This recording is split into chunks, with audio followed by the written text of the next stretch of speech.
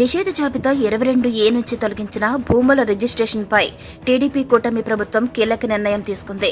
జగన్ సర్కార్ హయాంలో అక్రమంగా నిబంధనలకు విరుద్ధంగా నిషేధ జాబితా నుంచి భూములను తొలగించి చేసుకున్నటువంటి రిజిస్ట్రేషన్ల వ్యవహారం తేల్చేదాకా 22A భూముల రిజిస్ట్రేషన్లను నిలిపివేయాలని మంత్రివర్గం తీర్మానించింది. గత 5 ఏళ్లలో జరిగిన రిజిస్ట్రేషన్లపైన కూడా విచారణ జరపాలని నిర్ణయించింది.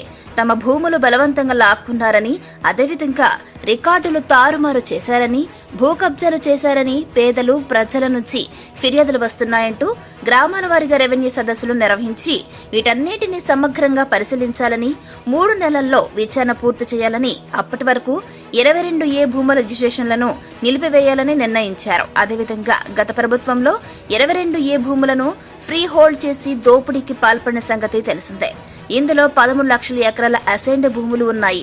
భూ కబ్జాలను, తప్పుడు రిజిస్ట్రేషన్ అన్నిటిని బయటపెట్టాలని, ఇప్పటి వరకు రిజిస్ట్రేషన్లు జరిగినటువంటి 25,000 ఎకరాలకు పైగా విచారణ జరపాలని కేబినెట్ ఇప్పుడు నిశ్చయించింది. అక్రమ ఫ్రీ హోల్డ్ భూముల రిజిస్ట్రేషన్లపై విచారణ చేపట్టేందుకు డిప్యూటీ కలెక్టర్లతో కమిటీలు ఏర్పాటు చేయాలని నిర్ణయించింది. సీఎం నారా చంద్రబాబు నాయుడు అధ్యక్షతన జరిగినటువంటి కేబినెట్ సమావేశంలో అసైన్డ్, చుక్కల భూముల పరాధీనం, అదేవిధంగా అక్రమ రిజిస్ట్రేషన్లు, రీసర్వే అంశాలపై చర్చ జరిగింది. 36 లక్షల ఎకరాల అసైన్డ్ భూములకు గాను ఇప్పటి వరకు 13 లక్షల ఎకరాలను 20 ఏళ్ల కాలపరిమితి నిబంధన కింద నిషేధ జాబితా 22A నుంచి తొలగించారని రెవెన్యూ శాఖ ఈ సందర్భంగా నివేదించింది. ముందుగానే పేదల నుంచి లాక్కుని బెదిరించి దౌర్జన్యంగా తీసుకున్న భూముల్ని ఫ్రీ హోల్డ్ కింద 22A నుంచి తొలగించి రిజిస్ట్రేషన్ చేసుకున్నారని పేర్కొంది. ఈ కేసులను పునఃపరిశీలించాలని మంత్రివర్గాన్ని కోరింది.